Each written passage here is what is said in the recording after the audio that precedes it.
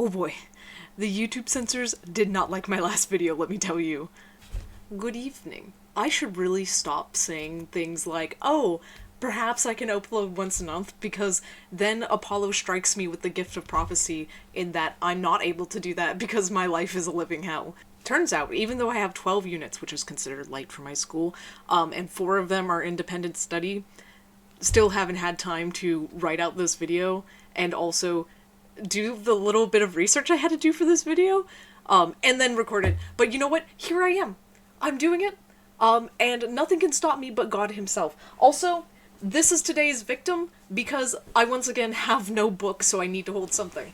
But what are we talking about today? Well, that's quite simple. We're talking about Descent of Angels by Mitchell Scanlon. This was my 8th book, and I finished it all the way back in October of 2024, and that is a wild thing to think about because this is the first book I finished for Warhammer after I transferred to my current college. So, like, to think that that is already, like, almost 2 years ago is a lot for me already. This was also, like, the first time I felt kind of, like, slow going when I was reading a Warhammer novel, and I think that's partially because I just transferred to a new school, but also partially because of some of the stuff I'm going to get into for this video. So without further ado, as always, this is purely my opinion based on tropes and preferences that I like, and while I'm not very well versed in Warhammer lore, I am learning, but I still will probably get some things wrong, so please have mercy if I do. And like I always say, I'm critical of every novel I read, whether or not I like it, so without further ado, let's get started. Now, in past videos, I have definitely brought up that I found Descent of Angels kind of boring, but just because I found it kind of boring doesn't mean there are things that I don't like about the novel. First and foremost, I really like the novel's concept of getting to see people who are going to become Space Marines before that transition. I find this so interesting because I think it's really cool to think about how people thought and acted before becoming Space Marines, and I like exploring that concept just to see how much the, like, surgeries and the induction and stuff like that actually changes a person, or whether or not it changes a person at all. In some parts of the lore, like I would argue with, like, Dimitri and Titus, they were always like that. In this novel, not so much. This book really, really wants to explore what it is like to be a child, first of all, in a very dangerous world, and second of all, that will become a Space Marine, or what it looks like to have, to be worthy of candidacy for Space Marines. And while I kind of expect it to be different for chapter to chapter, I think this is a really nice point of reference, or at least a baseline guide to what turning into a Space Marine looks like for someone. All this kind of plays into a larger point that the book does, something that I complained about in Fulgrim, which is wanting backstory. Or more specifically, wanting, like, showing, not telling elements. And despite my problems with the novel, because I think this aspect does hurt it a lot and it could have been balanced better, I do think it's important to see where some of these characters started, to see how they got to where they're going later on in the heresy. And I really, really, really hope that the stuff they set up in this novel pays off later. I am praying to every god above, please. Oh my god, please. Also, the aesthetics of this novel, I really like them. I love technologically advanced knights as a concept, like Trench Crusade, brand new system on the block. I really like the lore and aesthetics of that, because I like combining, like, the slightly technologically advanced, but it's still enough to be medieval passing, with actual horses. You have no idea how much of a gripe this is for me. I was and am a horse girl. I want actual horses in my fucking setting. My favorite part of Dark Oath and AOS armies is the horses. My brother owns a Dark Oath army, and the only thing I want is to paint the horses in that army. A lot of this concept in general reminds me a lot of, like, Arthurian legend, especially in its world building, and it's very obvious that there is inspiration there, which I will get more into later, because this is, like, a big point of contention for me. My fucking football is rolling away. Don't mind me, I just slammed my hand on the desk. And if there was anything that I think this novel really needed to do, was to get its goddamn beasties and its fucking monsters right. And I will personally say that I did actually really like the great beasts that were in this novel. A lot of what I personally write involves a lot of big body horror esque beasts and monsters, and so I always love to see them in any story at all. Like, they immediately gaining points just for having them in there. Conceptually, I loved all the designs, especially the Calvinite lines, and my one gripe is I wanted to see more of them. Especially because they're supposed to be so prominent within the novel. Like, I wanted more beasts. I want all the beasts.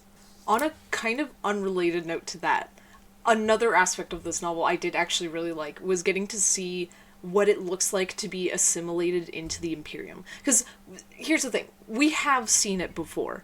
Especially in like Horus Rising, we've seen what that process looks like. But the difference between this novel and that novel is that there's actual emotion and attachment involved with Caliban getting brought into the Imperium. Zahariel and Emil, the two like main characters of this story, they grew up on the world, and so, especially since we're following Zahariel's POV, we get a special kind of attachment to it. It is admittedly like very horrific upbringing, but at the same time you can tell that there's a kind of like respect and love for the way of life they do lead, despite the fact that it is born from the horrors of the warp, quite literally. So when the Imperium does arrive, and we start to see the ways that it starts to terraform the planet, there's a different kind of attachment to it. And mind you, this is all part of like the broader commentary that Warhammer likes to do, all of its parody and satire, and sometimes it can be a bit on the nose. This is one of those times where it's just a bit on the nose. But despite that, I really like it in this book. It really kind of calls back to Grimdark's dystopian roots, and they really shine through in moments like this, and that kind of element is why I love Outgunned and Above and Beyond, the two Denny Flowers novels. It's because it's very 1984, and that is not the obvious, like, that's not the inspiration that it's drawing from here. There's a different kind of dystopian going on here, but either way, the point stands. I just really like the dystopian elements that shine through because of this kind of storyline. Also, sidebar, because I have no idea where else to put it in this fucking review, but I need people who haven't read this book to fucking know this happened. Rihanna is in this book, like the fucking musician. See, technically speaking, it is not actually Rihanna, but also, it is a music remembrancer named Rihanna. What am I supposed to do with that? Not only that, but they kill Rihanna by sacrificing her to Slanesh. Do with that what you will. I could not fucking believe my eyes when I read that part. I genuinely did not know where it was going to didn't know where it was going to go, but it went somewhere, and I'm personally taking it as this author has beef with Rihanna, but you can take it however you wish. Okay, sidebar done. All of that aside, I brought up a lot of the smaller, like, things about the novel, the details that I do like, because unfortunately, like I said at the beginning, my biggest problem from a reading standpoint with this novel is that I found it kind of boring to read. The biggest problem is that there's a lot of standing around and talking in this novel, talking about things that are happening elsewhere, talking about things that are going to happen, and then waiting for both of those things to happen, that a lot of this book is just that. And while I don't need battles and constant action to be entertained by a novel, I do need, like, stakes and drama. Like, one of my favorite novels that I have read this year for school was Pride and Prejudice, and let me tell you, there are no gun battles in Pride and Prejudice. Big fucking surprise. But I still really love that novel because it is still packed full of stakes and drama. And there are stakes in Descent of Angels, but they are so few and far in between the large swaths of just dialogue and flashbacks that it's really hard to get comfortable and sucked into the novel, because it's just kind of like trudging through backstory to get to the interesting stakes and stuff like that. Like, there's a whole section with a flashback, and the scene was supposed to be tense. And conceptually it was. The problem was the way it was, like, set up was it was a whole trial where they're standing outside of a keep and, like, it's the middle of the night in the dead of winter, and they could either A, die of frostbite, or B, be carried off by one of the great beasts. And the reason it didn't quite work for me is because it happened in the middle of the novel. So I knew that, at the very least, Zahariel and Namil, who were taking part in this trial, were going to live. Because I had to get to where they were currently in the present. This is an especially important point of criticism for me, because if YouTube let you watch my last video, you would know that Fulgrim was a really hard novel for me to get through, because it was so long, and it had so much content, and so much gritty, grim detail in it, that I had to take breaks from the novel. I still really loved it, but it was a really intense and jam-packed novel, and this does not carry that energy through.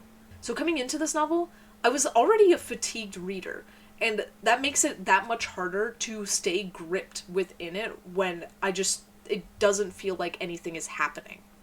And that's about all I have to say when it comes to my reading perspective of this novel. My writing perspective is about the same lines.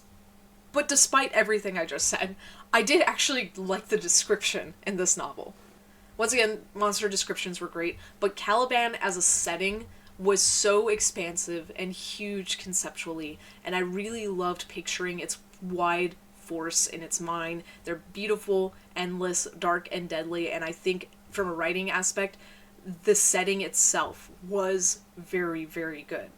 It makes me genuinely sad that by the end of the novel, the Imperium shows up and starts to alter the landscape because, well, to be fair, the lion already started altering the landscape, but I would have loved to see more of Caliban in its prime.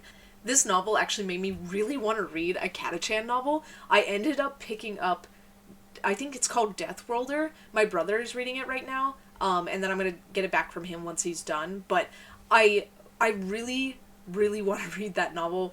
I don't know if there's any novels directly set on Catachan, but I just want more, like, dark, dank forest settings. I don't know. I really like them, it turns out. I think another point of the writing that helped me stick with the novel is I really actually love Zahariel and Emil's characters. Especially Zahariel. Like, I really enjoy his POV in this. I found them entertaining, for the lack of a better word. Not in, like, a funny, fun way. I think they're really interesting. There's something really, like, familiar to what I've been reading throughout my entirety of school the past 2 years about Zahariel's specific POV, and the way he views himself in the Order, and then later the Imperium.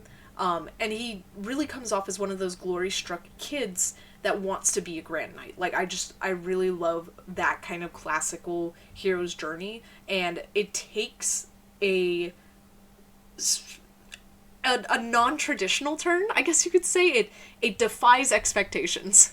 Namil, on the other hand, was a great foil to Zahariel, like, a very good counterplay, and one that honestly beat my expectations. I don't know, I might be incredibly gullible, but I honestly thought he was going to be the Luther to Zahariel's lion, but they completely flipped the script on me, and Namil ended up being the loyal one to the lion and the Imperium, whereas, at least with the way the ending of the novel goes, it seems like Zahariel's going to turn out to be one of the fallen, which I really love conceptually, considering there's this whole thing going on with Zahariel and the lion being, like, knight brothers because they both slew a Calibanite lion. I really like that, and I love how they're ending up on the opposite sides of their, like, internal civil war.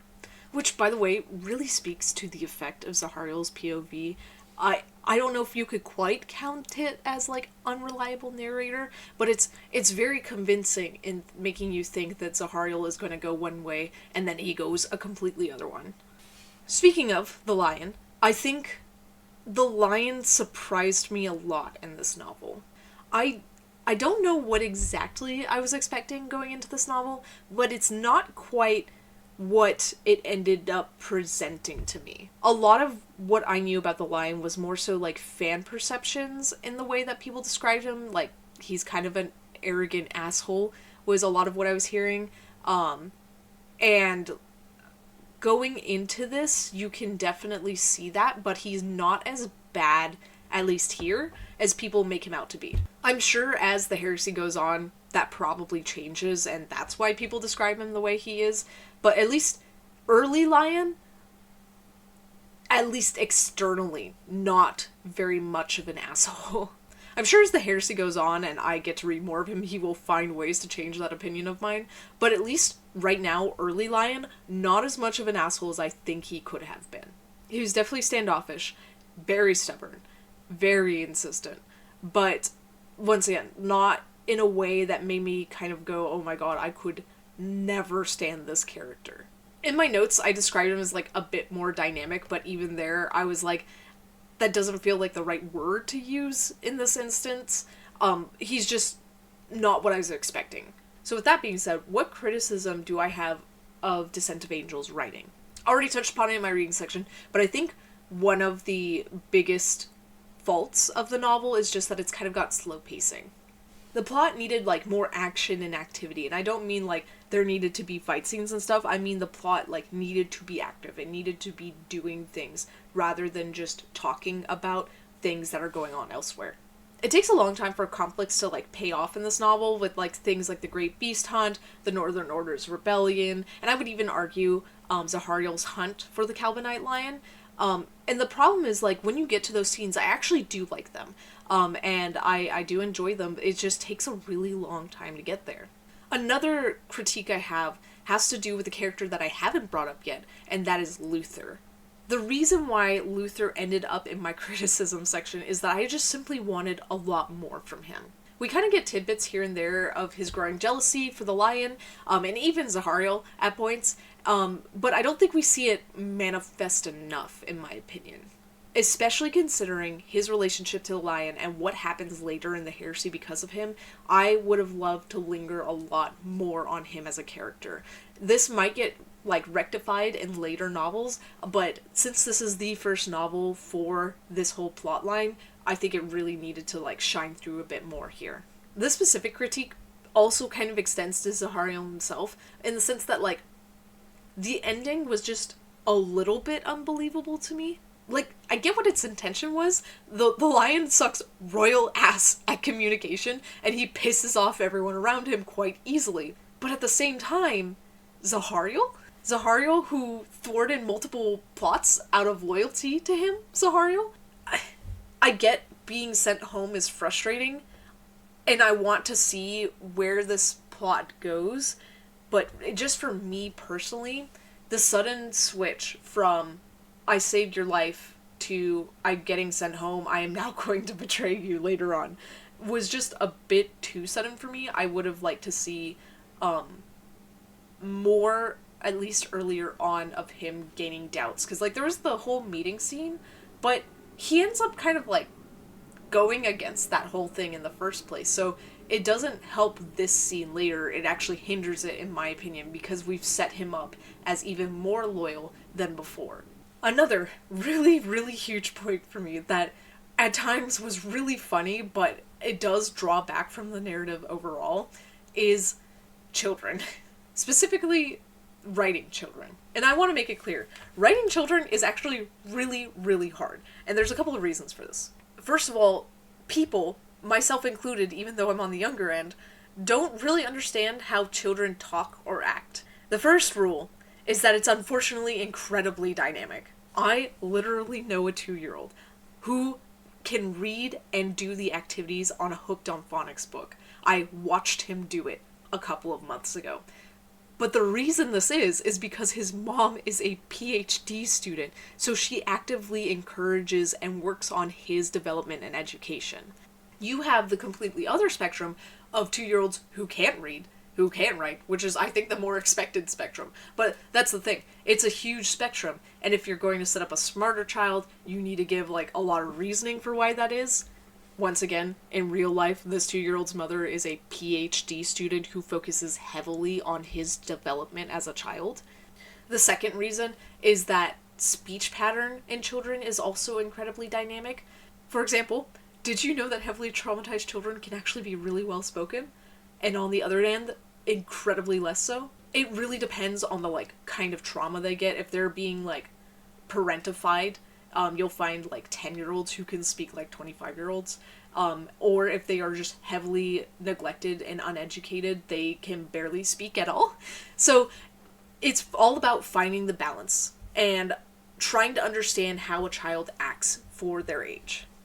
I say all of this to emphasize the point that it can be really hard to feasibly land what children sound like, and unfortunately one of the most distracting parts of this novel for me is that the children do not sound like children in this book. It misses the mark to such a point that there were quite a few scenes where I laughed my ass off because I was like, wait, what the fuck are you telling me right now?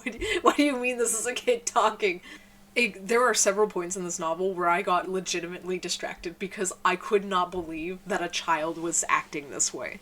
It also doesn't help that the art kind of, like, reinforced this idea of, like, these are not fucking kids, what are you telling me? Like, look at this. How old do you think they are in this picture? I'll give you 2 seconds. Did you answer any number above 7? Because you're wrong. They are 7. Why are the 7-year-olds mewing? Who chatified the 7-year-olds? I was consistently reminded by the novel that in the flashback sections, they were like 7. And then at the start of the novel, I think they're like 10. And then I think they get to 14 by the time the novel is done. But no matter what, nothing of what they do is reminiscent of the age that they are. And I do get it. I do get it. This is Warhammer. These kids are going through a unique kind of trauma. But the way that they're acting and thinking, even for incredibly traumatized kids, feels more like big adults who know everything about the world. There are a couple of sections where I am reminded how young they are, but overall, it just, I lose their age in the mix of, like, how much this novel jumps around and what their specific voices are and stuff like that. At best, it made me laugh. At worst, it really pulled me out of the story. My final critique in this writing section, I will admit, is a very unique critique to me specifically. I'm sharing it with you, though, so I ask that you hear me out. So, Dark Angels, heavily steeped in the Arthurian aesthetic. Look, see the horse and the knight? Heavily steeped in the Arthurian aesthetic. And as someone who's read an old fucking book or two, I will say that there are a lot of instances in this novel that remind me a lot of Arthurian legend, up to a point, and I think it just falls short, but if it had committed all the way, I think this novel could have been really fun. So I want to take this and transition into my academic section, because I want to talk about how this novel kind of feels almost Arthurian, and what this could have done for the narrative, and if we've, like, fully committed to the fantasy of knights and chivalry and knight orders and code. So, in order to talk more about, like, the Arthurian narrative, I had to do just a little bit of research. See, my area of, like, expertise, I guess you could say, is more Victorian-era literature, and, like, contemporary modernist literature, unfortunately. So, I've read very few Arthurian romances. However, one of my good friends is an Arthurian scholar, so I was able to reach out to them for help. I really appreciate you. Thank you so much for helping me, and I am very sorry that I gave you Warhammer Fever dreams. So, quick note, like I said, not an expert. If you happen to know anything about Arthurian legend, please don't lambast me. This is my surface level understanding. I also want to say that I'm going to be saying Arthurian romance and Vulgate throughout this section. They essentially refer to the same thing, but the Vulgate is specifically a French Christianized retelling / translation of Arthurian tales that focus a lot on Lancelot. I'm not going to get into the specifics. Essentially, versions like the Vulgate order stories in a specific way, and they have specific focuses. Also, when I say romance, I don't mean romance, like between people, though that does happen a lot in Arthurian legend. It more so refers to, like, the genre / story type. It's literature that romanticizes the Arthurian era, so, like, chivalry, knights, etc., etc. i.e., people have been saying back in the good old days since the good old days. So, with that said, Arthurian romance. Arthurian romance in general is actually a story that can blend quite well into the Warhammer setting. And the reason for this is all because of genre. So, grimdark is the genre that Warhammer is, and it is a genre that Warhammer made up, essentially. But it draws on a lot of different inspirations in order to create that, and one of those inspirations is the Gothic genre, which falls under the larger romantic genre, which the Arthurian romances come from. You get where I'm going. So because they kind of share the same family tree, there's a lot of ways you can tie them into each other. Also, at times, Arthurian romances can kind of dip into the Gothic genre, though that won't exist for a while after the romances were written, if I'm remembering correctly on my timeline. So it's more so like you're seeing how they evolved out of the romantic genre. Now, Descent of Angels has a couple of common Arthurian tropes within it that I think you can honestly argue the whole heresy does, but that's a story for another time. Specific tropes that I feel are like pretty evident within the story itself are things like quests, specifically ones that go out to hunt and conquer dangerous beasts, chivalry and knighthood, elements of the supernatural, the degradation of Camelot, which is like the concept of Camelot falling apart. So in this case, you could argue Caliban. If you wanted to do heresy as a whole, the Imperium. Also, low-key, kind of the theme of the Messianic King, with the return of the Emperor at the end, but that one might be stretching it a little bit. I just wanted to bring it up because I think it's fitting. Which, if you don't know what a Messianic King is, because I realize I'm throwing out a vocab word, it's basically like the concept that Arthur, if I'm remembering correctly, at the end, he goes and like falls asleep under a mountain, and one day he will return to like save Britain. I could be misremembering that part, but kind of like the concept of the Emperor. So with all that being said, what I mean by this novel doesn't fully commit to the Arthurian tale is that it kind of misses the mark on the handling of the quest as a concept.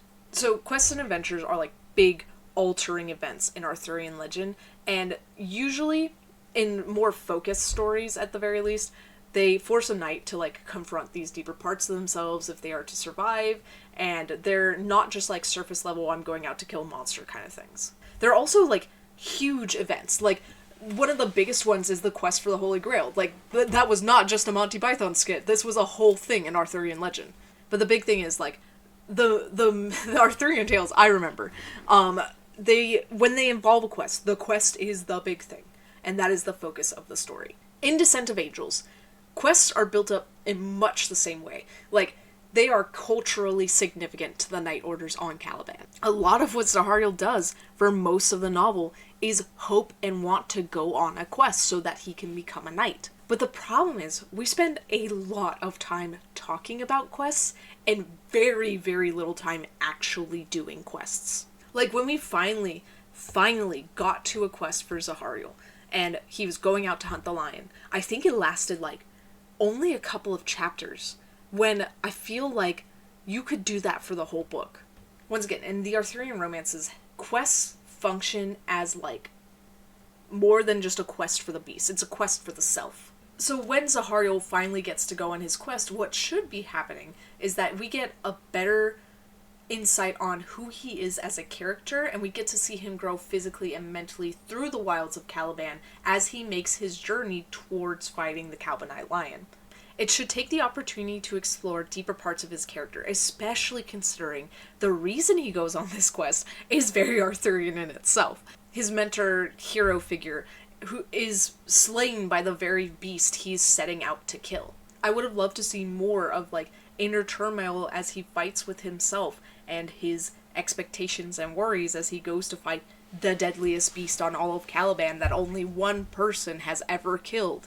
And part of the reason why I'm bringing up this very specific complaint is that a lot of the Arthurian romances aren't just like heroic tales. A lot of time they get like morals baked into them and stuff like that, and deeper explorations of characters and their place in the larger world. And they are a lot deeper underneath the surface than one would initially expect. Not all of them. Even the Arthurian romances have shitty romances, okay? There are bad ones out there. But some of the best ones are very introspective and are very deep.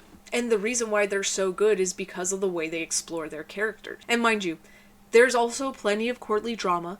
And that once again is tied back into moral tales and shortcomings, which there is that sort of stuff in this novel. The council meetings, all the cipher stuff, the war in the north, all of that falls into like the courtly drama trope that is a big part of the fucking Arthurian romances, oh my god. But they do often fulfill their like moralistic duties focused on tradition and destruction of the natural world, because a lot of romance literature is focused heavily on the natural world, and I mean, that is very evident within this novel as well, I think. Or at least, on the surface level, it is very evident. There's all, they talk about all the cutting downs of trees and, like, the getting rid of the beasts and all that stuff. There is still those romantic elements working within this novel. It all ties it back to what I was saying earlier. There's a lot of inaction where there should be action in this novel, especially considering the types of tropes and, like, literary traditions it is harking back to. Okay, critique over, I provide broad fun fact to finish out this video. The broad fun fact being about Lionel Johnson. Now, I assume that everyone watching this knows the like fun trivia of how Lionel Johnson is based off of the poet Lionel Johnson and his poem The Dark Angel, and all the stuff about like how that is a poem that is an allegory about homosexuality, and then the Rock is like a gay bar or whatever. That's not what I'm talking about today. Oh god. I'm actually still talking about Arthurian romances when I'm about to talk about Lionel Johnson, because did you know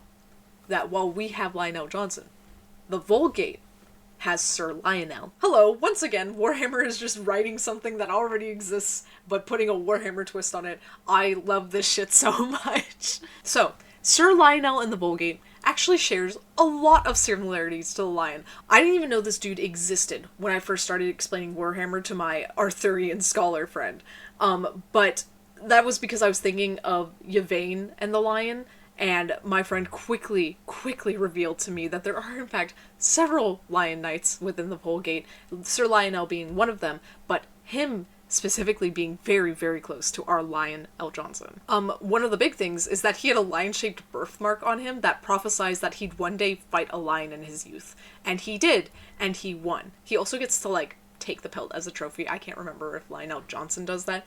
But also, I guess he gives it in some versions of the story to, Lancelot, which is his cousin, which perhaps, I don't know, I can't remember what he does with the pelt, but Luther connection, mayhaps? I'm also quoting my friend directly here when I say this, but Sir Lionel, is a dude with renowned rage and short temper, probably second most volatile to Lancelot. Bro has major beef. Top tier beef. The kind of beef that would make it make sense that his Warhammer 30k counterpart goes out and vaporizes planets out of spite. Now, while our lion will later on get a whole depression redemption arc where he chills out very, very much, the Vulgate's lion, not so much.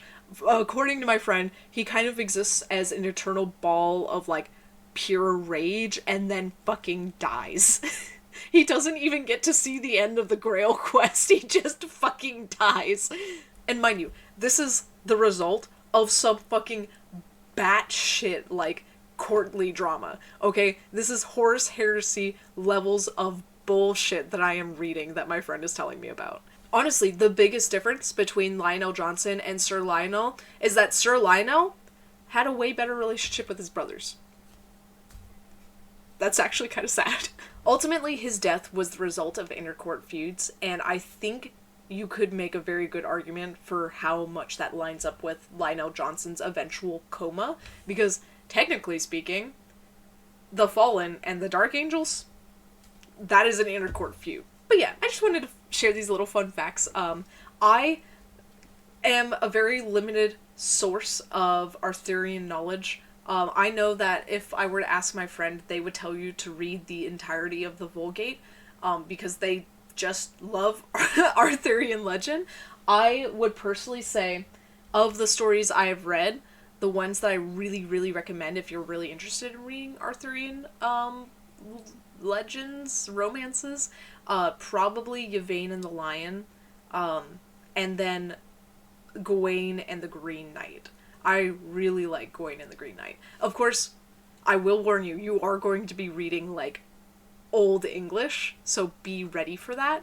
But if you can get past that, I do actually recommend them. I like those stories a lot. They're a bit weird, okay? They're a bit supernatural, and they're really fun. And you'll see, if you read Gawain the Green Knight, you'll see what I mean by, like, a quest being a moral byproduct that further dissects and goes into a person's character, because Gawain, quite honestly, gets bodied in that book, but he deserved it. I'll give a little plot synopsis. Essentially, a dude strides into Arthur's court and challenges Gawain to a game where Gawain gets to hurt him, and whatever he does in a year's time, that knight gets to do to him. So Gawain goes, okay, and fucking chops his head off and is like, well, I win. I don't have to worry about this dude hurting me. But it turns out, dude is immortal. Dude is supernatural. So he picks up his head and is like, okay, I'll be back in a year to chop off yours, and fucking rides off in the sunset. So the entire story is Gawain getting ready to confront the consequences of his actions and gearing up to go find the knight. And it's a really fun tale that explores not being a fucking asshole, honestly. And I'm not going to tell you how it ends. You should go read it. But I really, really like it. And I think it's a great example of, like, what a quest should look like. So, do I recommend Descent of Angels? For Dark Angels fans, if you really, really want to see where your Legion started out, where the Lions started out, I'd say sure. You can read this book. Just keep in mind some of the stuff I said. I stand by how I think it's a little bit boring to read, but if you're really into the Dark Angels, I could see how you enjoy the novel. Just, like, have that in mind going in. For everyone else, I really don't think you need to if you don't want to. To be honest with you, this novel happens so much before the Great Crusade, before the events of the Horus Heresy at all, that if you skip it, you really aren't missing anything. It is that detached from the story. But if you are a completionist like me, then I wish you luck. I don't think you need to read it if you really don't want to, or if you're not interested in the Dark Angels. Which is sad, because I really like Zahariel, and I really like Namiel, and I would love for more people to get more of their story. And I'm really hoping that later on, in other Dark Angel focused books, we get to see them in a lot more interesting of a light. But yeah, that's about it. We'll probably get one more video before I graduate. And if not, then we're jumping straight to Fulcrum Part 2, which, whoops, I would have liked 1 or 2 videos in between those two, but that's okay.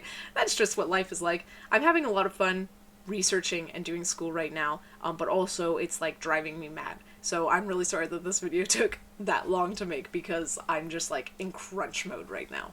So yeah, until next time, I hope you all have a very good day, and I am going to scream into the void.